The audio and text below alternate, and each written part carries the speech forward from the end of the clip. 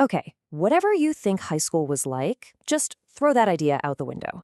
Today, we're diving into an account of a high school experience that sounds less like education and more like a full-on survival mission. So let's get into this absolutely terrifying and honestly hilarious story of school life in India. And right from the jump, the narrator just lays it all out for you. The quote here says it all. Our school was a kind of prison. This wasn't just a place you went to learn math and science. No, this was a place where students were basically inmates, serving a sentence every single day. And, like any good prison, it had its own very specific and very strange set of rules. And your sentence? It didn't just start when you walked through the school gates. Nope. It started the second you stepped onto the school van. An agonizing journey run by a driver known only as Payeji. Just imagine this. Your day starts at 5 a.m. You're the very first kid to get picked up. The van then spends the next 3, sometimes 4 hours, giving you a scenic tour of the entire city as it picks up every other student. And then, at the end of the day, you're the absolute last one to get dropped off. It was a daily lesson in extreme punishment. Oh, and the best part? The van was, ironically, named Magic. Its only real magic trick, though, was making its tires go flat pretty much every other day. I'm willing to bet those students learned a lot more about fixing a flat tire on the side of a road than they ever did in physics class. So, you have to ask, why would anyone put up with this nightmare commute every single day? Well, there was one single, solitary reason to endure the torment of the magic van, and her name was Chameli. See, this wasn't just a simple crush. This was a full-blown strategic operation. Here was the plan. He'd be the first one on the empty van, he'd put his bag on the seat right next to him, and then he'd pretend to be completely passed out. Chameli was always the last one to get picked up, so by the time she got on, the van was full, leaving her only one possible place to sit. It's honestly brilliant. But the key to the whole thing, the absolute genius of it, was the performance. You couldn't look too happy about it. So when she'd arrive, he'd have to wake up, look a little annoyed, and ask, what happened? Is there no other place? All while on the inside, he's just screaming, yes, the plan worked.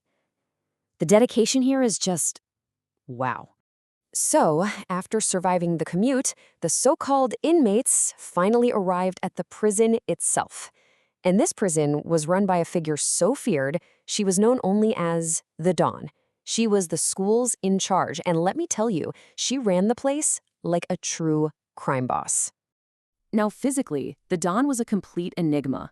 The narrator swears that over time, her height was actually shrinking while her stomach was, well, steadily growing. It's a genuine medical mystery. And her daily routine was just the stuff of legend. Apparently, she had to stand up while driving her car just to see over the dashboard, and in the process would allegedly run over a few dogs every day. Then, once she got to school, she'd climb up to the roof and watch over her students with a sniper rifle just to make sure no one was up to any wrongful activities. I mean, one time the narrator showed up late and found 4 students just lying on the ground, clearly victims of the Dawn's brand of discipline. And her reaction? No concern, didn't call a nurse, nothing. Just a calm, casual command to the janitor. Clean this blood up, quickly. Now, if you think the warden of this prison was a maniac, the prison economy was somehow even stranger. Because in this school, money was worthless. The official currency was pens. The entire economy was built around this class-run gambling game called pen fights. The rules were simple. You face off, and the winner takes the loser's pen. But this wasn't just a game. This was a world of high-stakes trading. Some kids built massive fortunes, while others fell into crippling pen debt and had to borrow pens to sort of survive. And this system created a really rigid social class structure, all based on what you used to write with. Down at the bottom, you had the peasants, using those cheap, disposable pens. The middle class, the everyman, used a standard Jiffy gel. But at the very, very top, the absolute elite, they wielded the legendary Trimax pen. So how valuable was a Trimax? Well, one day, one of the rich kids reported that his Trimax was missing, and the school went into a full-blown panic. We're talking a school-wide lockdown. Every single student's bag was searched in a frantic attempt to find this priceless artifact. And the dramatic conclusion to this school-wide manhunt? Turns out the kid had just forgotten his pen at home. The entire crisis, the lockdown, the mass searches, all for absolutely nothing.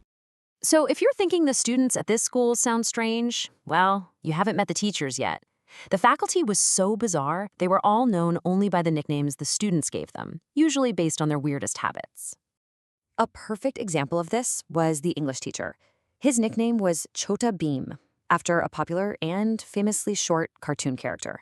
And he was known for two things: his short height and his even shorter temper. His main hobby, apparently, was beating up the boys in his class. But his height was a real problem. He actually had to jump just to try and slap them in the face. It was even rumored that he got bonuses for injuring students. And his teaching style? Oh, he would translate English sentences into slightly different English sentences. Completely useless, but probably pretty entertaining to watch. With a leadership like the Don and teachers like Chota Beam, is it any surprise that the rest of the school was just pure chaos? The hallways were lawless, but the real epicenter of the anarchy, without a doubt, was the washroom. And it all boiled down to this fundamental disagreement. See, the teachers had a strict one-student-at-a-time rule for the washroom. The students, on the other hand, saw the washroom as a public space, a clubhouse with unlimited capacity. And that little disagreement was the source of constant, never-ending chaos. So what were they doing in there? Well, mostly, they were stealing things. They stole the light bulbs, so everyone had to go in the dark. They stole the actual water taps off the sinks. They even stole the Fennel cleaning balls, which some kids would apparently eat because they thought they were mouth fresheners. And what was the justification for all this madness? Their logic was beautifully simple. We paid the fees, so we own the school. This gave them the right to destroy whatever they wanted. And my favorite part? This logic was most enthusiastically embraced by the students who hadn't even paid their fees yet. And that's pretty much where this incredible story leaves us, right in the middle of all the chaos. The original telling ends with a simple question, and it's the same one we're going to ask you. Do you want a part 2 of this story? Let us know what you think.